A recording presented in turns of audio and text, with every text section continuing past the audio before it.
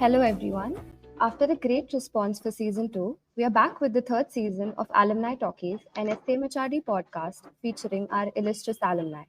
I am Vaishnavi, and with me I have Mahima, and we'll be your hosts for this exciting episode of the Alumni Talkies. Today, we are honored to engage in an exciting conversation with Mr. Prateek Parakh from the batch of 2013. He has worked with distinguished companies like Boehringer Ingelheim and Reliance Geo before joining Cipla in 2018. He is currently the Associate Director of Business Development, Strategic Partnerships, and B2B COE Emerging Markets in Europe for Cipla. Having led numerous successful organization restructuring and product management projects, he has worked closely with multiple influential CEOs, including Mr. Mukesh Ambani. Today, we shall discuss a topic that is both extremely interesting and crucial for management students, and something Prateek is very well versed with: working with CEOs. Welcome, Prateek, and thank you for accepting our invitation to be a part of Alumni Talkies. Thanks, Vaishnavi. Thank you for inviting me. Yes. So tell us, how has been your journey right from graduating from SCMHRD and working with Boehringer Ingelheim as a product manager to working with Cipla and delivering growth to their business?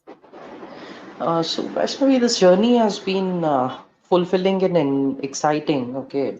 Obviously, there have been some great pieces of work associated with all these three organizations, and it has always been a great honor to work with the people I've been able to work with. But no, more than that, more importantly, what I believe is this last 9 years have given me some relationships which are beyond professional relationships, which I can take with me for a lifetime.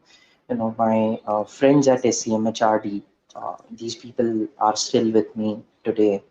uh, we are all well connected. These people have been with me through all my ups and downs.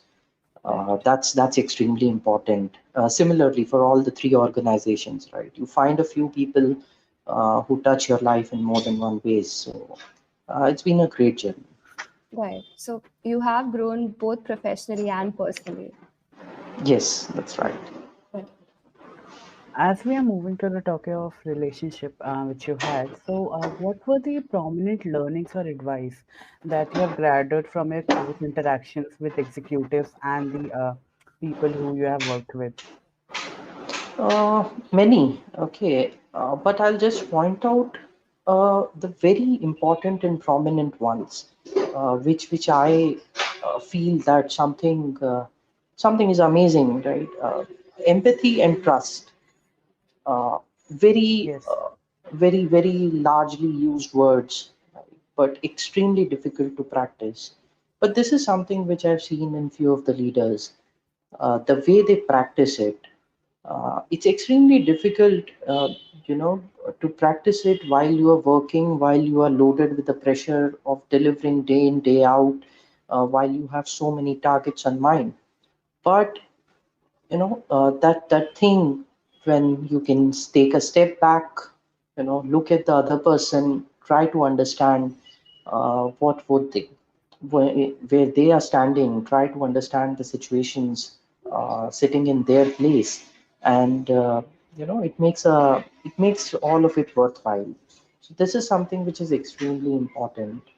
Apart from this, there's another one which I would like to quote here is listening and understanding the context of others, very closely related with the first one. We often listen, but we just hear, right? Uh, Yes. but the more important thing is we listen and we understand the context from where the other person is coming. So just to give you an example, right? You get a project that we have to do an acquisition. This is Yes. something well listened, but well understood one is where you try to understand the context of the acquisition to be done. This is just one example, right? What you are looking for, is it a strategic fit? And uh, I think it's extremely important. Right. So we have of working with executives, patients. What are some of the tones which should be kept in mind while working with them? Something you should be wary of, maybe. Look, key don'ts. Okay, the key don't is avoid casual approach. Okay, this needs to be avoided. uh, all these CEOs, they are extremely particular about you being punctual, you being very specific and formal in your approach. Okay, uh, all the hygiene factors, for example, presentation skills. By presentation skills, I would say it not necessarily just means the PowerPoint, right? It also means whatever you say and whatever you write. Right? These are the things which need to be taken care of. Every word should be measured, right? You cannot Mm. just throw loose observations and facts at the CEOs. You need to, Right. you need to have everything which is backed by data and a lot of logic. So I think this is something which is there. You have to be great with numbers. You cannot fudge up or mix up your numbers. I've seen all these people are extremely, extremely good with numbers. That's a similarity between all of them. Mm. So that's extremely important. Keeping the basics, fundamentals right. This is highly critical, and taking care of all the hygiene factors. Right. Okay, so we were talking about the hygiene factors. So, what was the most interesting or memorable assignment that you have worked with, and like what were the factors which you were involved in when you're working with the CEO?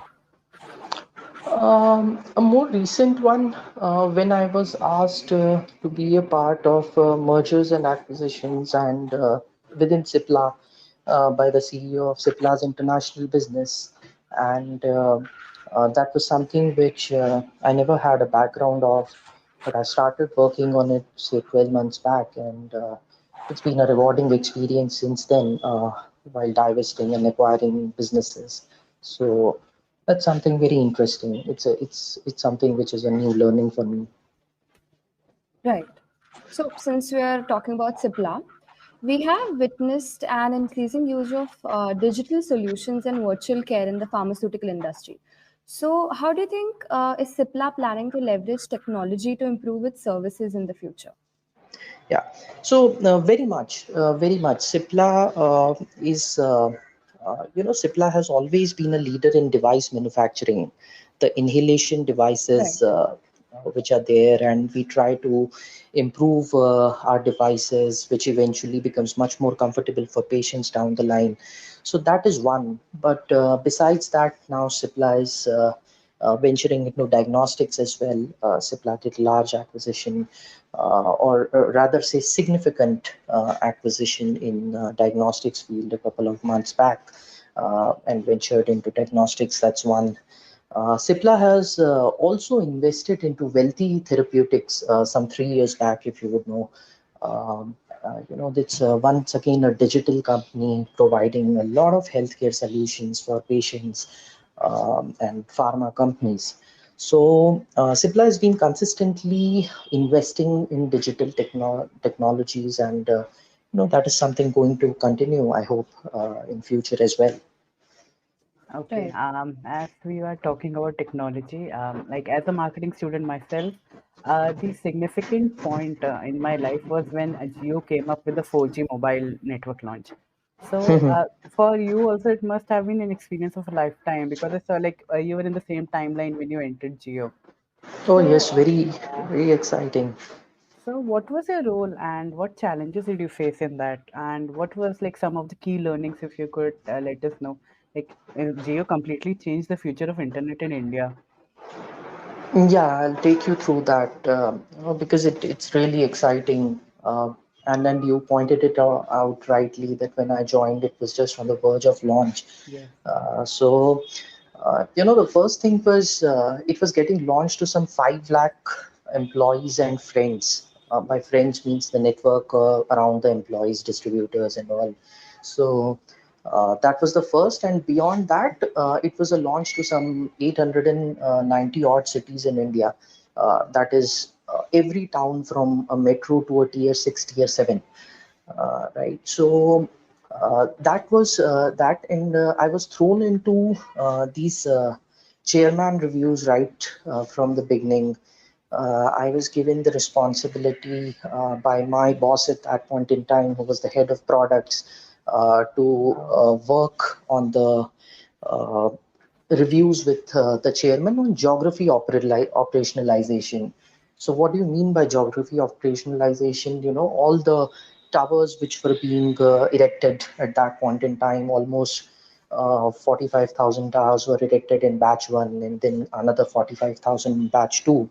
All the sales and marketing which was going on at that point in time, the geo centers which you see now, those were being institutionalized at that point in time. So it was conducting those reviews of the status of those operationalization with the chairman.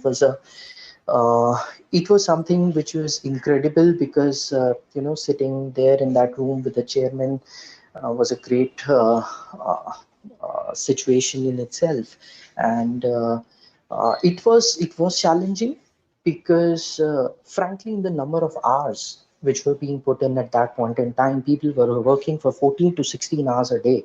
So it was a insane work ethic which was shown not only by me but a lot of people in Geo at that point in time to make it a success. And from there, I would say that my biggest learning comes in. It was a great vision, right? It was a great vision to revolutionize internet in India. But every great vision takes a lot of toil, yeah, Yes. a lot of toil to get replicated, to get realized, implemented in the way it was thought. So I think that's in a nutshell my experience. And then things came in after that. Geophone became a pet project of the chairman.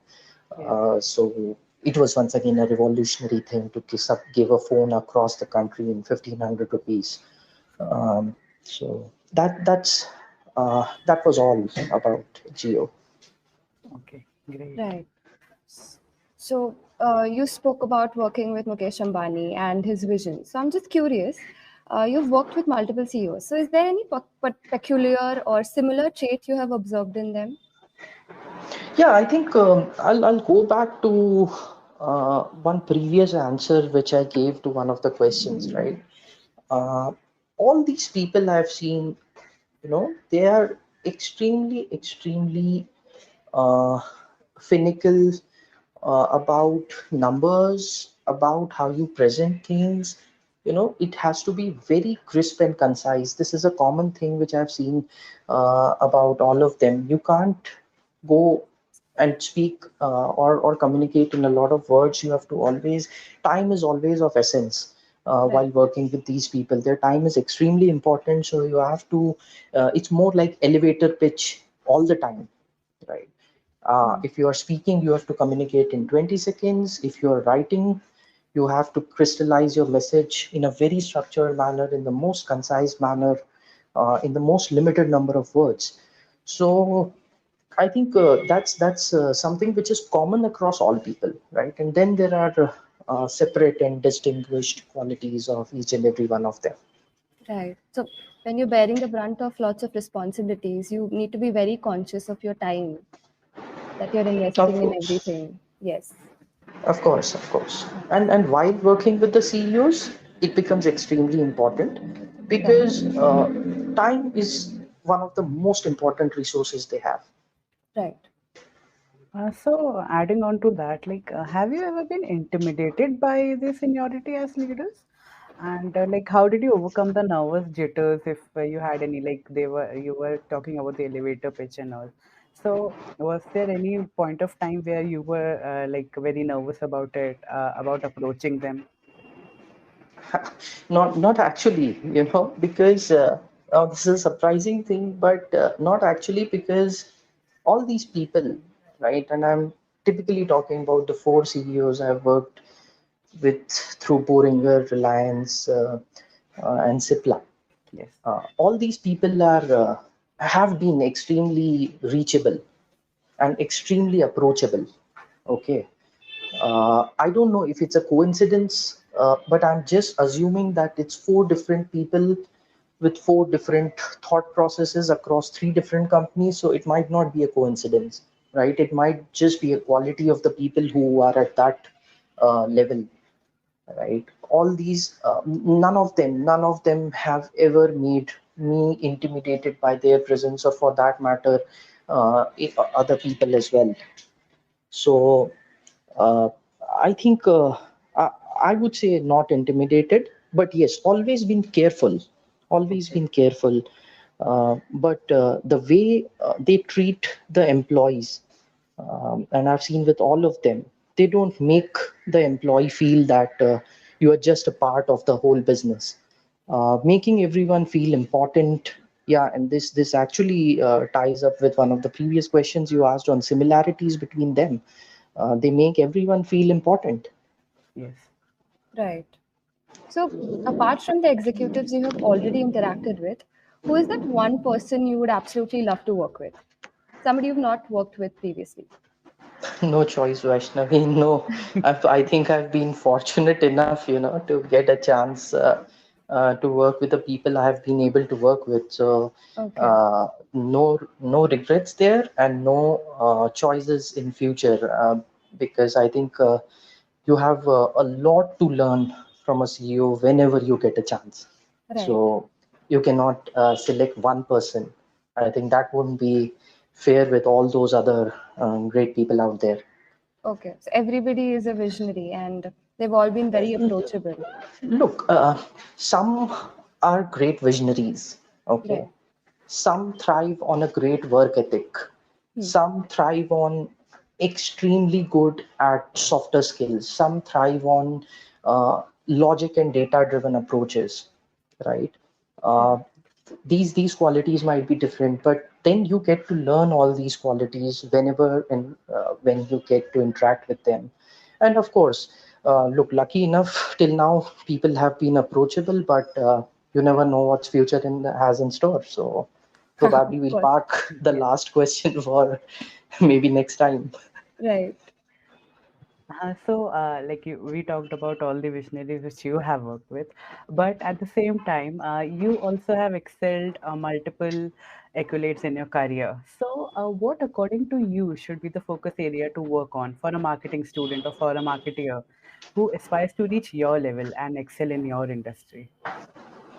uh, Look, in my industry, the important thing for a marketeer is understanding about the product. No one is expected to basically know the all the technical part of a Mhm. molecule and a medicine, Yeah. right? But there should be a fair amount of understanding on the product, because when you speak to lot of partners, a lot of internal stakeholders, that understanding is eventually going to help you drive things quickly. Okay. And uh, and I think why only for my industry? I think this is true for any marketeer across industries, whether you are in services, whether you are in product industries, any other product industry, is, let's say, automobile, right? I think it's extremely important to have a very detailed understanding of the product. At least this has been the thing for me in all the three organizations I've worked with. When I joined Boehringer Ingelheim, I was sitting on my product for first 2 weeks and doing all the medical training sessions before starting my work. In Geo as well, it was Yeah. extremely important to understand how a Geo phone would actually look like, or how it Okay. will, what Mhm. specs it will hold. So that's the most important thing, and that's the baseline of everything, the product Understanding the product and service is the key. and the services, of course. Yeah. Yeah. Okay. So, any advice of sort for our marketing students which will be listening to this podcast? No, not much. One thing which I have come to realize is be genuine in your approach, and keep your fundamentals strong. I think things will anyways fall into place. Once again, some basic things, but basics, if done right, uh, Yeah. will always take you to places. Okay. Great.